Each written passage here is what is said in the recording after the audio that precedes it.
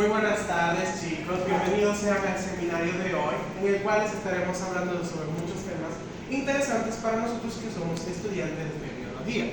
Aquí estamos, su presentador de este seminario de hoy, Jeremy Pérez, y mi compañera Serena. Exacto. Entonces, vamos a empezar.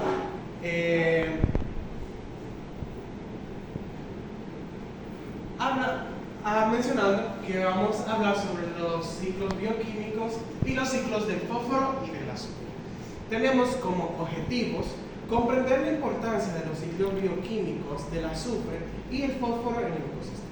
Analizar las fuentes, transmisiones y flujos del azufre, fósforo en los ciclos bioquímicos. Concientizar sobre la importancia de la gestión sostenible de los ciclos del azufre y del fósforo. Entonces, vamos a empezar introduciendo qué es un ciclo bioquímico, porque para hablar de este ciclo debemos saber qué es, ¿no? Entonces, podemos empezar hablando un poco de energía. Como bien sabemos, la energía que pasa por estos ecosistemas entra por un lado y sale por el otro. Para ser más específico, entra por la luz solar de nuestro ecosistema y sale como calor. Esto no pasa con los bioelementos primordiales. ¿Quiénes saben quiénes son los bioelementos primordiales? Son los ions. Son esos elementos que componen la mayoría de los organismos vivos. O sea, la mayoría que componen moléculas con la mayoría de los organismos. Entonces, analizando esto, hay una gran diferencia en lo que pasa con la energía y estos elementos. Y es que estos pasan por un reciclaje. Un son de que todos los usan. Vamos a explicarlo mejor. Imaginemos una cadena trófica, ¿verdad? Productor, consumidor 1 primario, consumidor 2, consumidor 3. Entre todo eso se vienen pasando todos estos elementos, uno a uno. Así. Entonces, analizando ese ejemplo que le acabo de poner, pregunta: ¿los átomos que existen en su cuerpo son nuevos o viejos? ¿De qué se tiene que cuerpo? En tu cuerpo. Viejo. Viejo. ¿Quién más dice viejo? Yo no sé. Aquí vamos a responderle esa duda. Como bien sabemos, si ya entendemos que los ciclos bioquímicos son un proceso de reciclaje de estos elementos primordiales, significa que nosotros hemos pasado por esos ciclos bioquímicos, o sea que han entrado elementos y salido.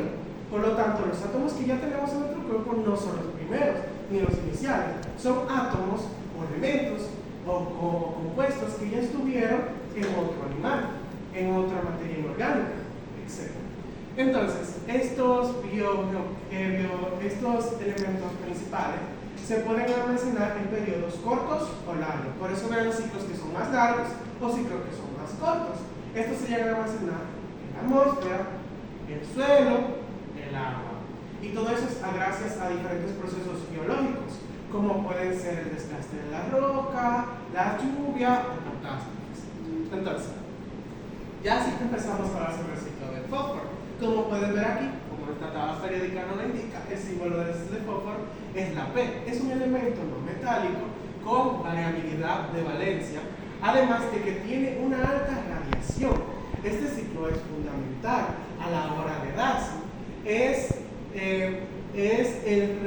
Leyendo aquí, es el recorrido que describe la circulación de este elemento químico en un ecosistema. ¿Podría pasar, mi compañero? Bueno, tenemos que entender que este depende mucho de lo que es la cadena trófica. Ya dependiendo de los animales que existan en este ecosistema, este ciclo va a depender. Otra cosa que debemos tomar en cuenta es que este es el ciclo más lento de todos. Pero se preguntarán por qué. Bueno, como bien sabemos, otros elementos pueden componer otras moléculas como puede ser el agua. Esto también pasa por otro ciclo. Pero aquí, este no compone moléculas capaces de subir a la atmósfera y bajar. Por lo tanto, hace que su proceso sea más lento. Además, debemos tomar en cuenta de que su proceso, como lo verán más adelante en la explicación, necesita un poco de desgaste de las rocas. Y el desgaste de las rocas no se da así como porque sí. No vamos a esa roca que está allá en el patio de caballos. De repente.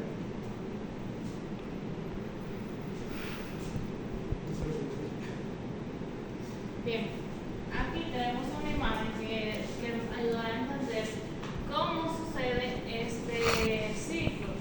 Entonces, como anteriormente había mencionado mi compañero, este ciclo, este elemento, perdón,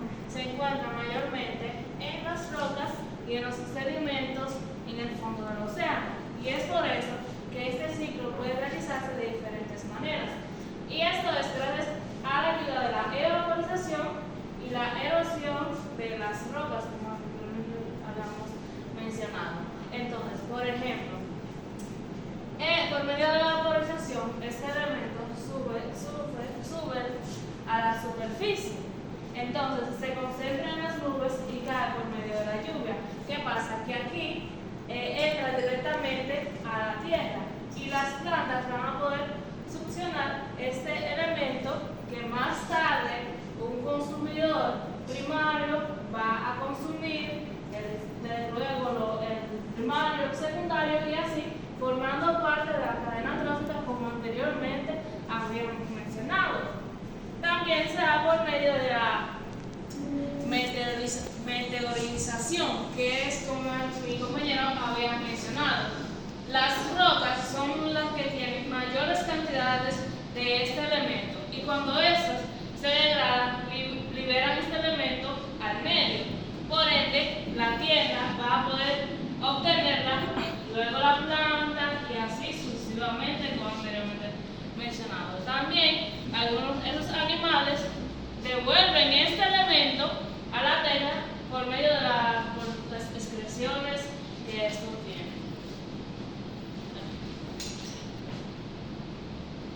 Ahora bien, hay un elemento muy importante con este elemento que es el fósforo, es la eutrofización y las zonas muertas que afectan directamente a los ecosistemas acuáticos.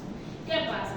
Que cuando hay mucha densidad de este elemento en las aguas, este hace que microorganismos como el fitoplancton y las algas crezcan de una manera descomunal. Entonces, ¿qué va a pasar? Va a afectar directamente la cadena trófica. ¿Por qué? Porque estos van a reproducirse de tal manera que van a afectar los animales que se encuentran aquí y básicamente van a provocar la muerte de los mismos. Por eso se le llaman zonas muertas. Ahora bien, el ciclo del azufre es un ciclo bioquímico que consiste en el paso de este elemento de diversas formas por la naturaleza y es el considerado el más complejo. ¿Por qué? Porque este debe pasar por varios estados de oxidación a la hora de realizar su ciclo. Pero ¿cómo sucede esto?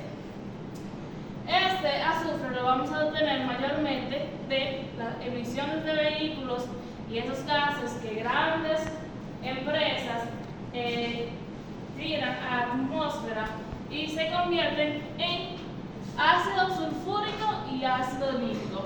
¿Qué pasa? Que esos se van a condensar en las nubes y va a caer a los ecosistemas por medio de lluvia ácida, formando depósitos ácidos y lo que son las acidificación de estos acuíferos. Aquí hay un ejemplo de cómo sería un río normal y cómo sería un río que se vea afectado por lluvias ácidas o que tiene un gran nivel de azufre.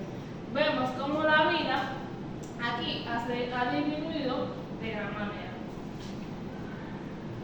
Entonces, continuamos hablando un poco de la importancia sobre estos dos ciclos y además de los ciclos bioquímicos.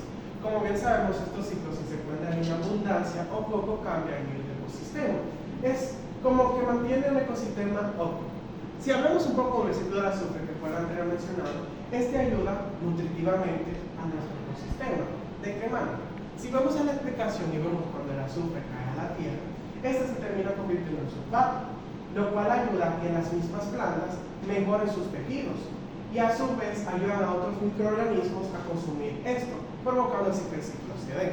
Entonces, la importancia que viene y recae a los ciclos bioquímicos como tal es ese paso de bioelementos primordiales a cada una de las especies, manteniendo como podríamos decir, un perfecto ecosistema o un orden, ya que si llegara a faltar uno de estos podría provocar incluso la extinción de todas las especies.